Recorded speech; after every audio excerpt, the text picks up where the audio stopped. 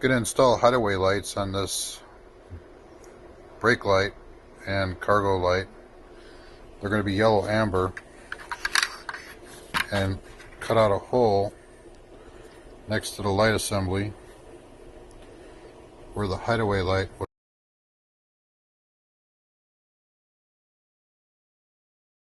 In order to get it to fit, I had to shave the heatsink a little bit off the LED strobe.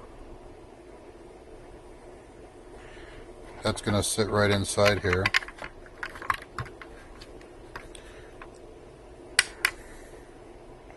It's going to be glued in.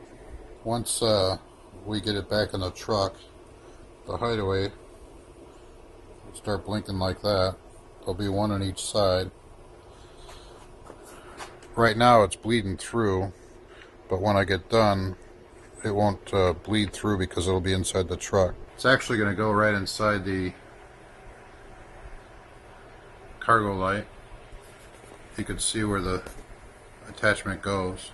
This is what it originally looked like with the heatsink before I cut off one end of it.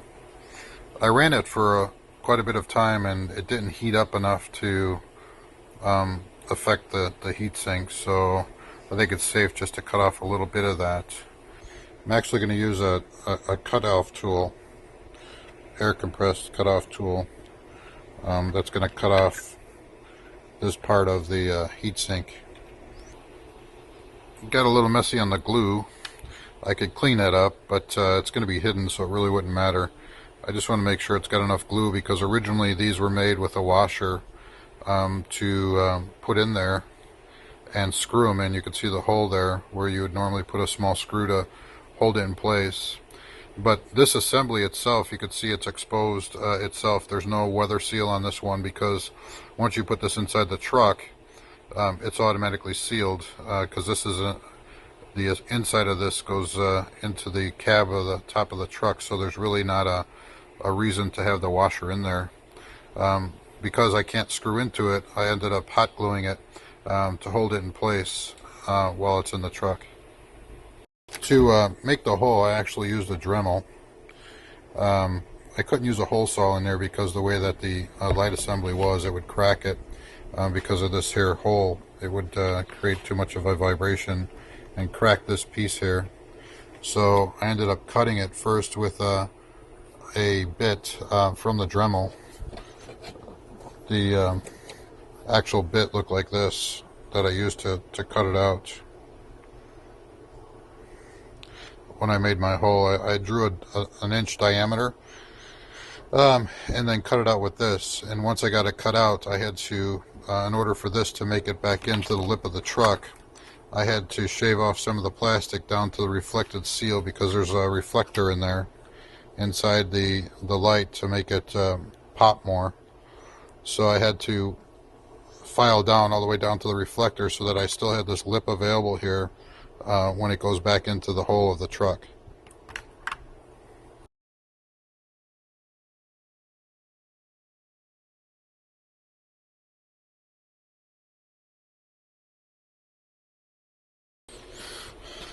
I haven't set up any pattern yet or alternated them. I just have it here on the bench and I've already hot glued in both HideAways just to give you an idea of what it'll look like in the HideAway. Again, I haven't sequenced them yet or done any type of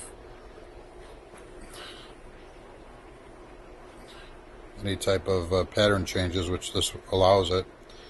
But you can see this is going to go up in top of the truck. It's going to look really nice when it's done.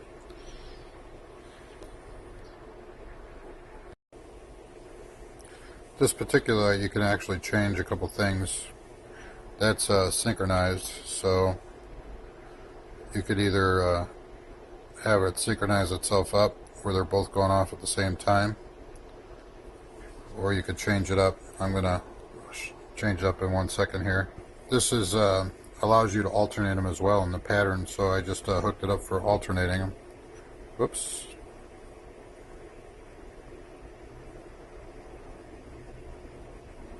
There it goes. It took a second to sync up, but once it syncs up, it's in different patterns right now. So let me reset this for a second here. You can see that the left is doing its own pattern. Okay, so now I have the setting to alternate. It's quad burst on each one. There's a whole list of patterns that you can actually set this at. You can see in here. You can set it for alternating. You can have it synchronize and do quad bursts together. You can do super flash. You could do some different types of alternating lights. And then I have California Steady. I don't understand why anybody would buy a strobe light to do that, but it's an option. But you can see that with the diagram here, it just tells you how to go ahead and tap the white wire to ground till you get the same pattern, and then you cross connect the white and the yellows together once you have it set up so that they synchronize and they rotate back. With the actual opening that's factory from Ford, I put tape around it because I have a feeling I'm going to have to notch out just a little bit under here in order to accommodate the heatsink that's got to go into there. So I kind of marked it around with tape. This way I don't cut down too much. I would be able to skim a little bit off of here, allowing me to have that heatsink be able to go in there, because it's going to be a tight fit. I already put the lights in the housing, and there were some holes up here that I feel if the lights are in there, the holes will allow the amber strobes to bleed into the red brake light. So I put some Gorilla Tape around the housing to hold the wires in, give a little bit of grip to the heat sinks that I glued on there earlier, so it'll allow me to drop this assembly in there and not worry about the bleeding of the lights going from the clear into the red for the brake light. It might bleed a little bit through here, but at least it won't come in the dark channel. There was a huge hole up in the top here that would allow each light from bleeding into to another socket. So that's what it looks like before I put it in. Just as I suspected, you know, I could force it in here. It's a pretty good fit, but as the wires and the heatsink are right here, it might have a real hard time trying to pull this back out and break the assembly trying to get it out. But because I got so much room here between where the edge of this is going to go and where I marked the tape, you can see that I have some room that I can actually cut out part of the truck to accommodate the heatsink that's overlapping right here, the wire that actually is part of the strobe light, and I've got plenty of room between the tape and where that wire would go in. I'm going to mark it with a marker just to see how much room I have. So you can see right here, I marked it with a marker. This is where the heatsink overlaps the actual housing that was there before for a tight fit. And if I could probably force it in there, but I have a chance of pulling the heat sinks off of the that mounting that I did. And when I try and pull it back out, obviously somebody, if they don't know those heat sinks are there, are going to have a really hard time and not understand why it's not coming out and probably break the light assembly. So the best thing to do is to notch it out. I'm going to use a Dremel and kind of ease my way in here so I'm not overcutting. And you can see I still got a lot of room left where the seal would still seal around the truck, and it's on the bottom, so it's not like I'm cutting on the top and taking some meat off the seal where this is more important. So I'm going to take it off the bottom here, which would still give me plenty of room between where I marked the tape for where the housing ends and where I have to get the heat sinks into.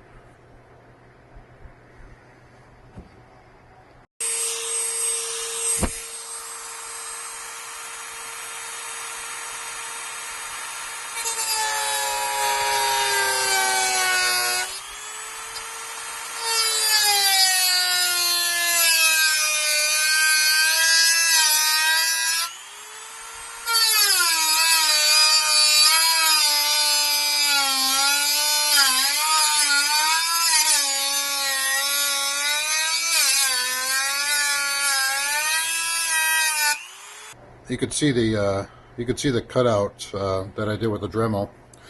I like using a Dremel because it's kind of small and it helps you so you don't overcut. There's all kinds of different attachments you can put on the Dremel.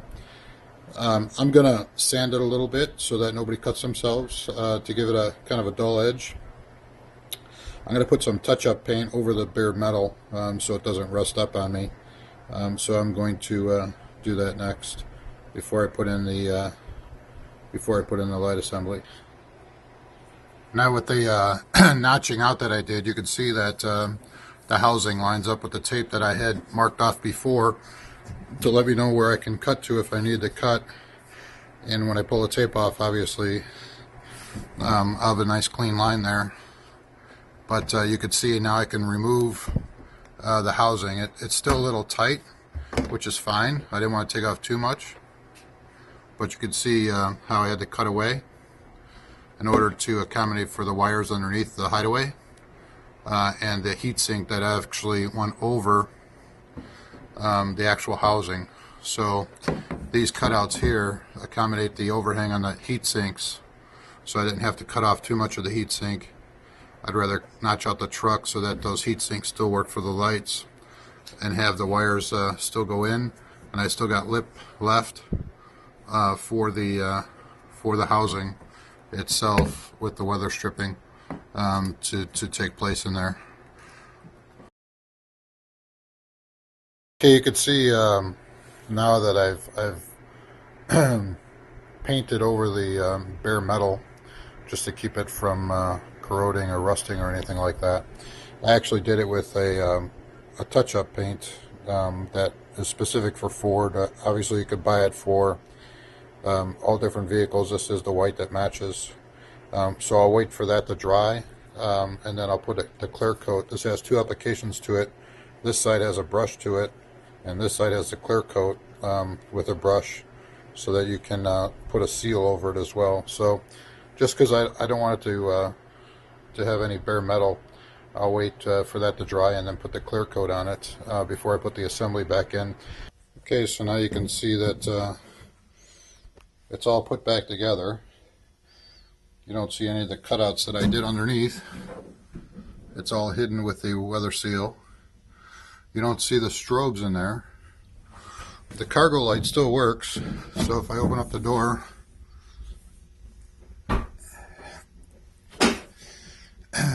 cargo light still comes on. You don't know that the strobes are in there. And in a second I'll turn on the strobes.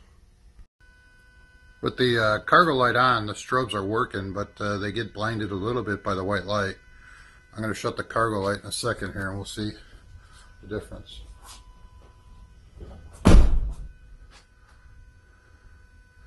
So as the cargo light goes off, the strobes are a lot brighter. The thought is that if I seal up these holes where I didn't want the lights bleeding through, that the regular light would cause way too much heat in there and the heat wouldn't be able to escape, burning maybe the plastic if it's on for too long. So I'm going to replace those lights, those regular lights, with these LED lights. The lights inside pull about 1.5 amps. These pull less than 1 amp. So these are going to be more efficient lights and more brighter. The way these LEDs are designed is they have some backlight on the end, which pushes back into the reflector along with the color that you want. So I have red and I have white, and these are LEDs that go into the regular socket. So we'll see how these look different. I'm going to put the whites in and see the difference in the color inside the cargo light. You can see the difference between the two lights. Plus, in that light, I'm going to get more room because the regular light has more width to it versus the LED light is much narrower. So I'm going to put this in. We're going to see what the difference in the lighting is.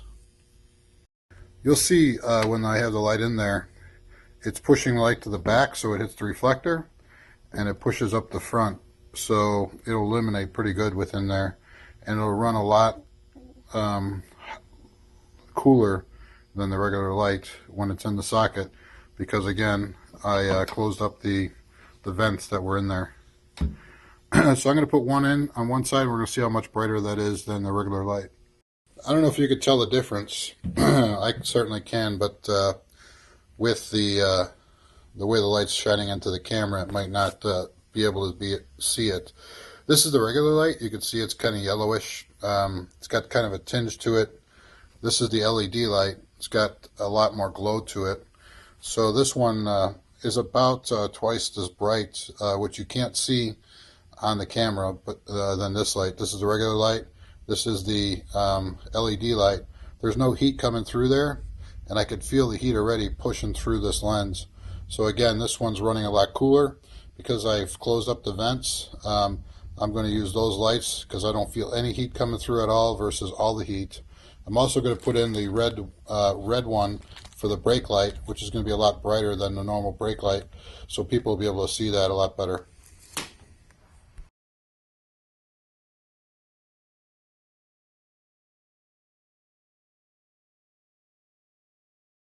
And here you can see I cut an access panel. I probably cut it a little bit too big, but I just wanted to get in there. The reflector is a good 1.5 to 2 inches outside the housing.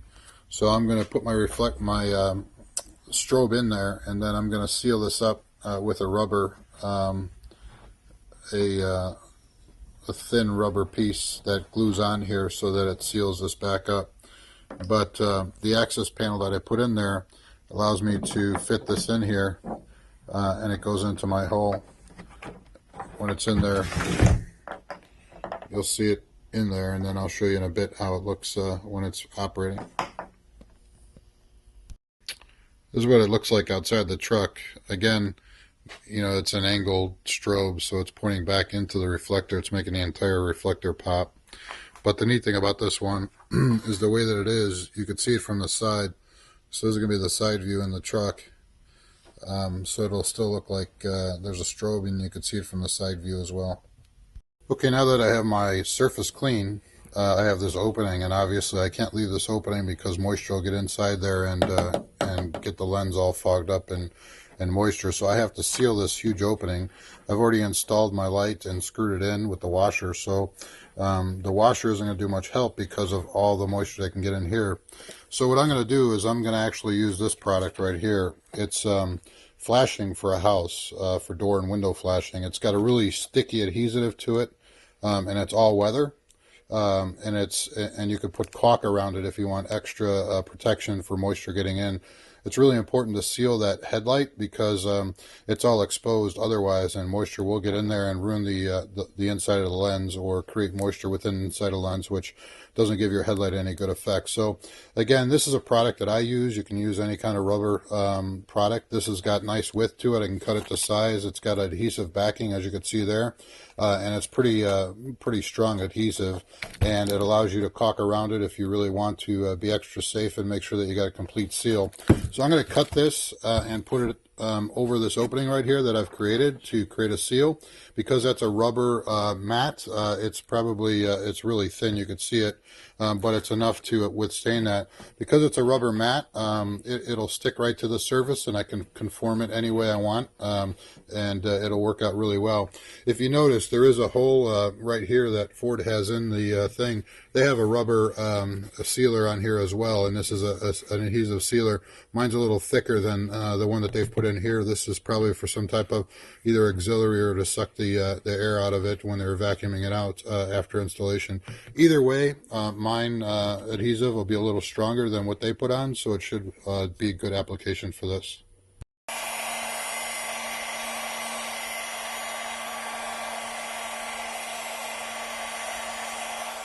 This flashing actually acts as almost like a shrink wrapping as well, so I'm just trying to get a nice good bend to it. I've got it conformed in there. It's stuck pretty well.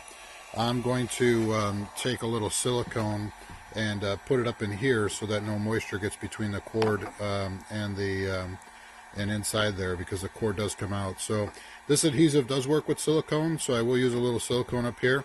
You can see it's stuck pretty good to there. It conformed really well to the hole. It'll keep all that moisture out. I shrunk it up a little bit just to take out any type of air gaps that I have in there after I've got it on there. It really took to the plastic different shapes and turns very well. So you can see that flashing worked pretty well. And it's on there pretty good. I can't pull this off unless I really try. So it will stick. It's all weather. It'll go cold weather, warm weather. It'll go through all that. So again, just a little silicone up around this here to seal off where the cord comes through. I think we'll be fine.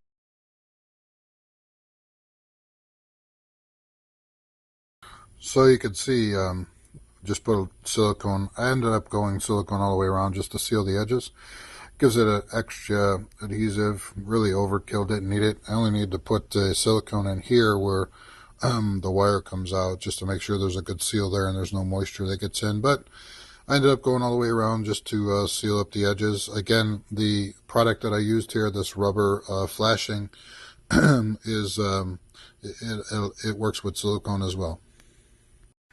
So here's the look with them in the HideAways in the park lights.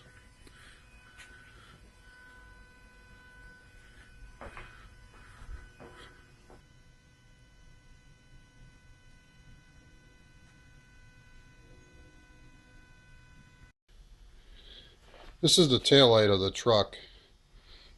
In Illinois, you can't have white flashers. You can only have amber unless you're a tow truck. Which this is just a regular truck that has a snowplow on it. But you can't see the flasher in there. This is another HideAway, so you'll see when I pull out the truck, both the taillights flashing and the cargo light that we put in. There's the HideAways I was talking about and the taillights. So you can see now that we have HideAways up in the cargo light.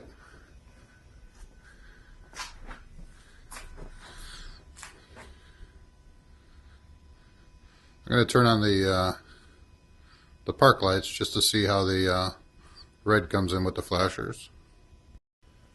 So now you can see the flashers and the tail lights.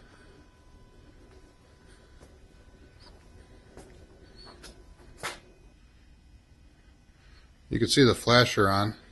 This is the turn signal. You can see that side doesn't have a turn signal on right now, so it still comes through pretty good even though you got the flasher on. So with the tail lights, I did the same exact thing. All I did was cut a 1-inch hole with a HideAway strobe and put it in the clear part, which is the backup light. So where the strobe is sitting right now on the Ford F250 is a clear lens with an amber LED.